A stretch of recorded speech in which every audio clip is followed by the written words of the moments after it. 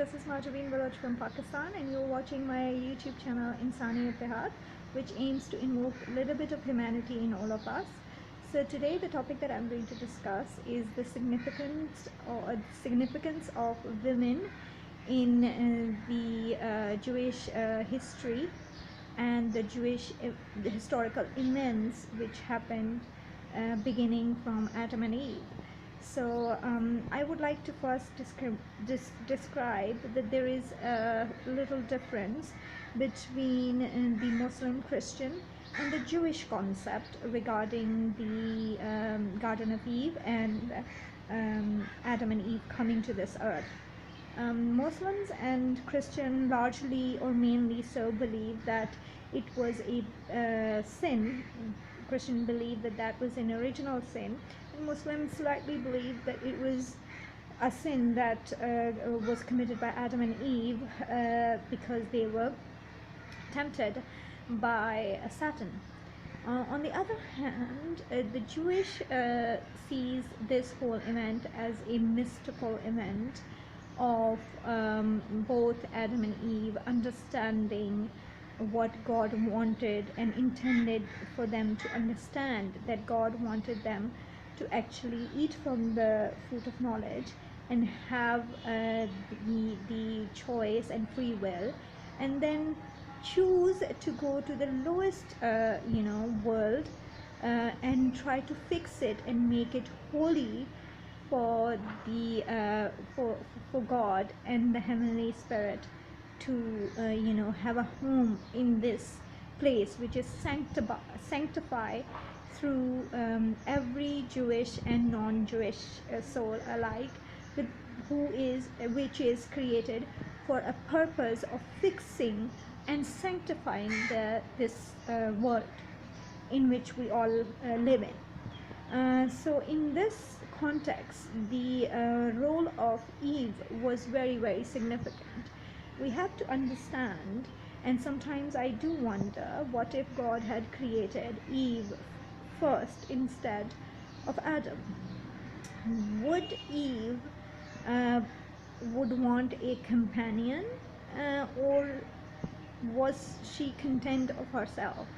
I have noticed, and this is my personal opinion, that men, when God created Adam and he saw that he was lonely and he was not somehow getting what God intended for him, because he was just too busy feeling alone. He was looking around, everyone was in a pair, and there he was alone, and he was unable to connect to God and make that relationship even, and he was just simply sad. He was not happy, so therefore he was not spiritually activated and elevated to make a connection with God. So God created for him Eve, who can make him happy, and he is away from this feeling of loneliness and sadness. And then when he's happy, he's able to make a connection with God and serve God with happiness.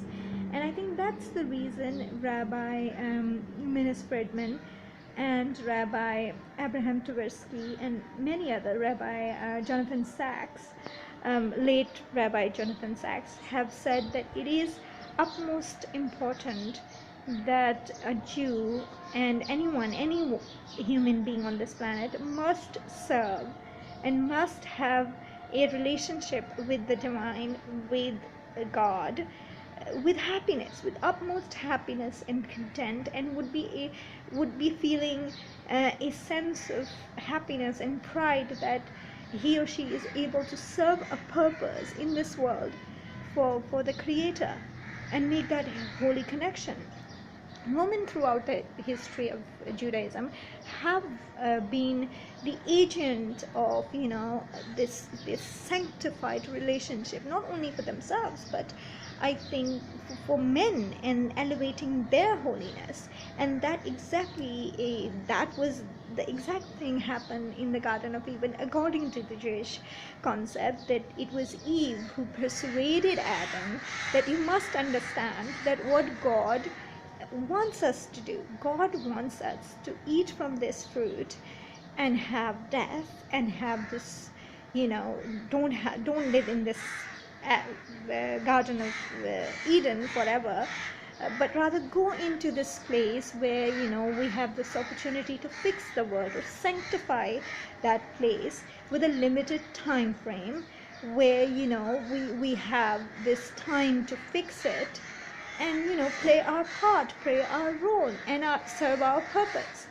And starting from there, when Sarah and Abraham was actually given this a very good news that he would be having a son, and that then his son, and then God would make a covenant with his son and him, and from that covenant a nation of Israel, the people who would serve him with all their hearts and minds, and then dedicate their life in fixing the whole world, would be made. So as Sarah and Abraham grew older, Sarah was very worried, and it was a test for Sarah and Abraham to see if they could believe in God or not, or what will they do in such pressuring circumstances.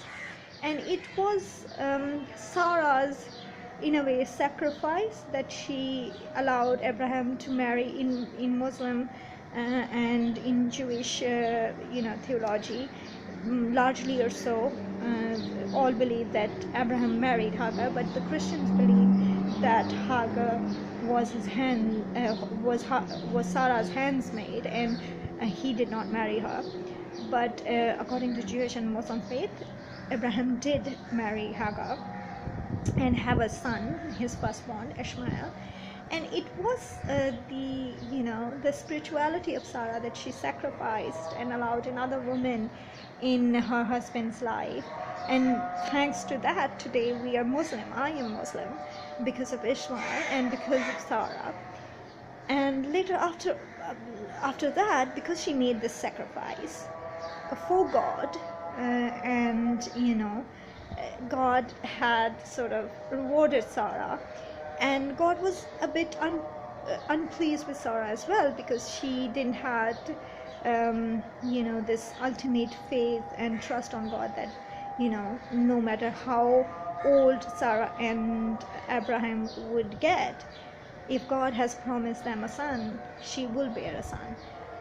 But eventually she did, and Isaac was her son.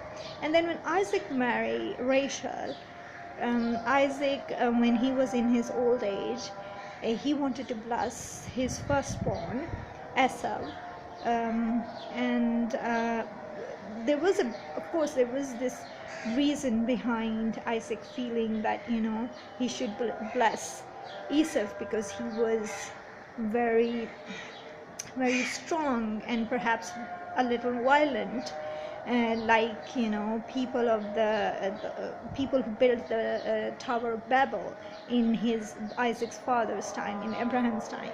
So he was a bit worried about Esau, and he said, since he is the firstborn, so he might lead the covenant, so I should bless him, so his violence becomes a little less, and he would have a spirituality which would guide him to righteousness. So so Isaac loved Esau because he felt that it would be difficult for him to control his nature. On the other hand, Rachel, because she was a mother, and Jews believe that women have much more spirituality and maturity, so she understands that Esau's nature is a very stubborn one, and he is not the right person to be continuing the covenant of Abraham. So instead of Esau, she planned to present Jacob as in the disguise of Esau, to receive the blessing that Isaac wanted for Esau. To see it in a very humanistic level, one might say, oh God, this wife is so